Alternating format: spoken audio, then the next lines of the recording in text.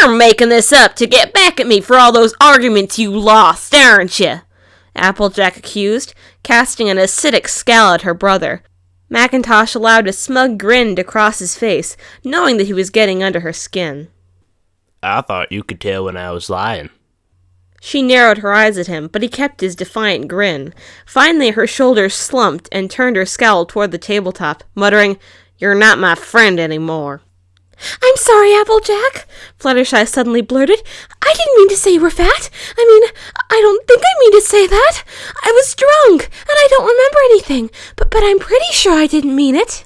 "Fluttershy, dear, it's all right," Rarity said soothingly. "Applejack isn't serious. She's just cranky from her hangover." Are you sure? Okay. Although, I must say, her rump is a bit on the large side. It is not. Yeah, it kinda is, AJ, Dash snickered. You know, I always wondered what you did with all those extra pies and fritters.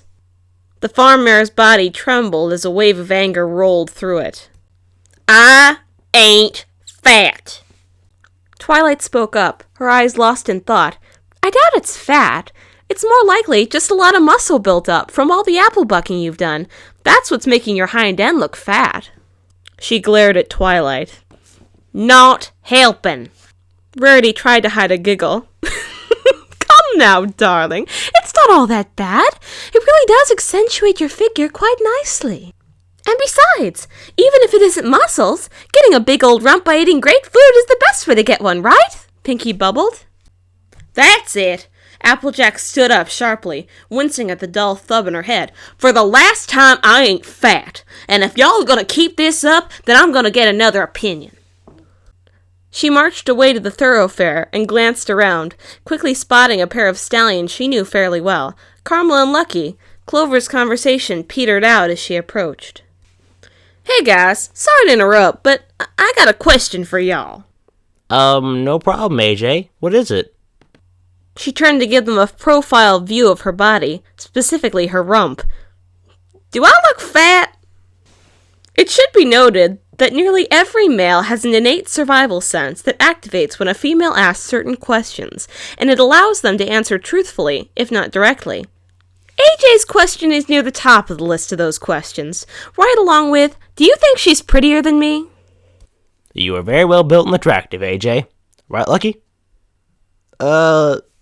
I like big flanks and I cannot lie? Despite his name, Lucky was not a very fortunate stallion. The others at the table watched the spirited discussion, their eyes suddenly widening and accompanied by a number of winces at Applejack's response. Luna nodded sagely. Impressive. Most impressive. I was not aware that such a complicated knot could be accomplished by using a tail. Poor Lucky, Twilight lamented. I hope he can grow that back.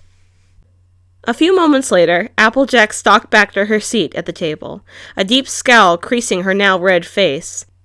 Silence reigned at the table, as Spike and Macintosh gawked in horror at the misfortune that had befallen their fellow male. Well? Macintosh started at his sister's sharp tone. Are y'all gonna finish that story or what? He eyed her cautiously. Yep. Fluttershy had stopped talking, thankfully, and they were now approaching the Trickle Creek Bridge. It wasn't that Macintosh found her talking to be unpleasant, but the constant noise had started to wear on the quiet stallion, and he was grateful for the serenity of the night. Macintosh, do you like singing? He sighed in annoyance. So much for serenity. Yep. Oh, I just love singing, she bubbled. It's so much fun, so invigorating. It allows you to embrace your passion and emotion, and let your heart be enraptured with the joy and peace that it brings. I always feel so at peace after I sing. She smiled up at him. Do you feel like that when you sing? He nodded, figuring it'd be best to humor her for the time. Sometimes I do. Oh, I bet you have a lovely voice. Can you sing for me? Macintosh felt his ears grow warm at the compliment as he averted his eyes from the Pegasus, feeling a little sheepish. I'd rather not, if it's all the same to you. Her face fell slightly. Oh, well, I guess it's all right. Oh, I know. Do you mind if I sing? Well, I suppose not. Almost instantly, her gait shifted to a determined, focused pace. Each step was purposeful as she kept up alongside Macintosh. The stallion almost swore he saw a gleam in her eyes, as her mouth twitched up into a half-smile. She opened her mouth, and the words flew out in a quick tempo in time with her hoof falls. Disappeared as a moral dilemma, 'cause at first it was weird how I swore to eliminate the worst of the plague that devoured humanity. It's true, I was vague on the how, so how can it be that you have shown me the light? Macintosh gave the Pegasus an odd look as she dove into the chorus. It's a brand new day and the sun is high. All the birds are singing that you're gonna die. Come again?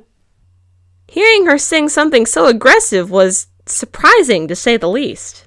Fluttershy stopped and looked up at Macintosh's somewhat disconcerted expression and explained matter-of-factly, "It's from Dr. Adorable's sing-along blog. You don't know that one?" Nope. He answered and started walking again towards the bridge. Fluttershy frowned. "Well, it's not as much fun singing when nobody else knows the song." She thought for a moment before brightening again and burst forth in a sunny tune. "It's a small world after all." Macintosh cringed. Oh, sweet Celestia, not that one, please. "Oh, all right," she huffed lightly. A few more moments of thought, and she had another ballad that brought a smile to her face.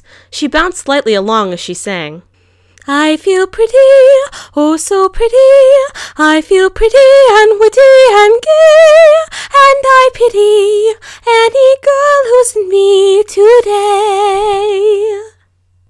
She slid up against his side and looked up with an expectant smile. He met her gaze unflinchingly. The standoff lasted until Macintosh finally released a defeated sigh. La la la la la la la. He hung his head as Fluttershy pranced to the bridge. I feel charming, oh so charming, it's alarming how charming I feel, and so pretty that I hardly can believe I'm real. She hopped up onto the bridge railing and peered at her reflection in the water. Macintosh could only shake his head at what was going on. See that pretty girl in the mirror there? Who can that attractive girl be? Such a pretty face, such a pretty dress, such a pretty smile, such a pretty me. Ow! She suddenly lost her footing and slipped off the railing, plummeting into the stream below. Before she could react, her fall came to an abrupt halt, her nose merely inches from the stream's surface. It took a moment for her mind to catch up with the sudden turn of events, and she looked up to see what had stopped her fall. The sight of Macintosh, hanging partway over the railing and firmly grasping the end of her tail between his jaws, greeted her. As soon as he saw she was okay, Macintosh gently hauled her back up to the bridge and sat down, panting lightly. You gave me quite the scare there, Sugar Cube. Had to jump right quick to catch you in time.